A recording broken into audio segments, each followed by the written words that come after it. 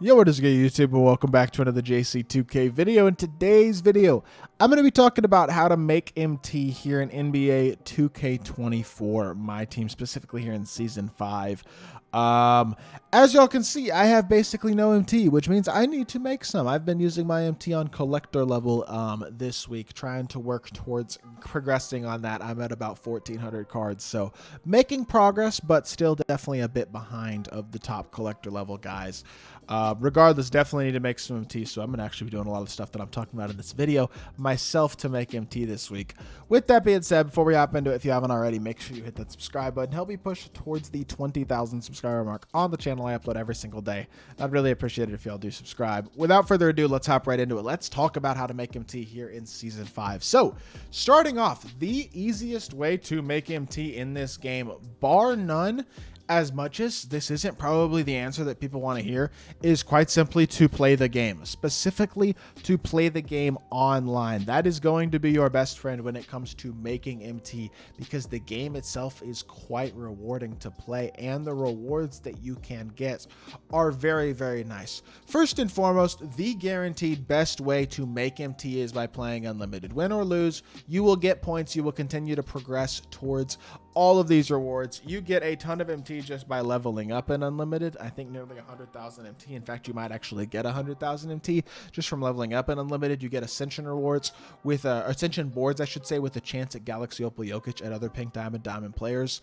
You get a pink diamond player option pack. You get multiple diamond player option packs, another pink diamond player option pack there, deluxe packs. You get so many different rewards, a 10-pack super pack box as well. So much rewards from unlimited. Is the gameplay on unlimited toxic at times? Yes. Is it very fun? Sometimes the answer is certainly no to that question. It can be very unfun, but it is a very, very rewarding game mode, and I would say it is probably the most rewarding game mode in terms of purely making MT. So grinding through unlimited can be a hugely valuable and hugely good way to make MT this season. I truly believe if you play to 16,000 points in unlimited this season, you will probably make at minimum 1,000,000 MT. No joke, between all the games you play and all the rewards you get from the packs and the players and all that type of stuff, I legitimately think you could make about 1,000,000 MT from start to finish in unlimited this season, which is pretty ridiculous. Outside of that, all the other online game modes are also very rewarding. Salary Cap is a rewarding game mode. You get 35,000 MT if you complete it each round. You also get a bunch of MT per game. Remember, all these per game rewards that you get in all of these modes as well add up, and if you are to get lucky and get a pink diamond or a diamond, especially if it is a player that you already have, you can exchange them from your collection and sell them. You can make a lot of MT off of that. For example, if you have a pink diamond Julius Erving sellable in your collection and you were to get this pink diamond Julius Erving off of a ball drop in Salary Cap, you could exchange this unsellable version with the sellable version, sell that sellable version, and make a bunch of MT. And that is another way that can be really, really helpful to make a lot of MT. And it's something that I made a good amount of MT off of last season, is the amount of rewards that you can get from doing this. So for example, pink diamond Draymond, diamond Sean Kemp, those are both big chunks of MT if you were to get those cards and already have them. Like, I think I already have Sean Kemp locked in. So for me, or I have him in my collection, I should say. So if I were to get Sean Kemp, that's a big chunk of MT right there. And that is true in all of these game modes. Another pink diamond here, John Morant, a diamond Peja Stojakovic. All of that can be very, very rewarding, not to mention the amount of MT that you get from each game and the ability to get MT out of these rewards as well. Pink diamond Paul George here. If I were to get a Paul George, that's an exchange right there. That's another free 50 some odd thousand MT or whatever the case may be. All that stuff adds up a lot, and can be, I think, probably the most effective way to make MT. And that also does extend to single player as well, to a slightly lesser extent. This, I would say, the rewards are still pretty similar, but not quite as good in offline. Clutch Offline has a wheel spin this season, and it's got some decent rewards on the wheel spin, so I guess it's not bad. Triple Threat has a door game this season, so I don't expect the MT prizes to be quite as much as an online door game, but still, the door games can be pretty rewarding as well. So if you're going to play offline, I would say Triple Threat Online, with the games being quicker and with the door game, is likely to be the more rewarding game mode this season. And again, player rewards are also in these offline modes as well. So one other thing that I do think is kind of important to mention when it comes to making MT is keeping up with stuff that is in your collection, loose stuff, and quick sell selling it. As stupid as this sounds, and I think this especially extends to like diamond shoes and stuff, there are people out there who have tons and tons of extra diamond shoes.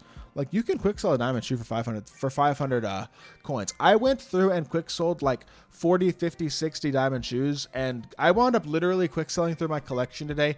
And between a few diamond players that I quick sold, like a couple of just random players that were in my collection that I hadn't sold, and then going through and selling several of my diamond shoes and some gold shoes and some silver shoes and just selling some stuff. Like, obviously these silver shoes don't sell for much, but 35 MT a piece.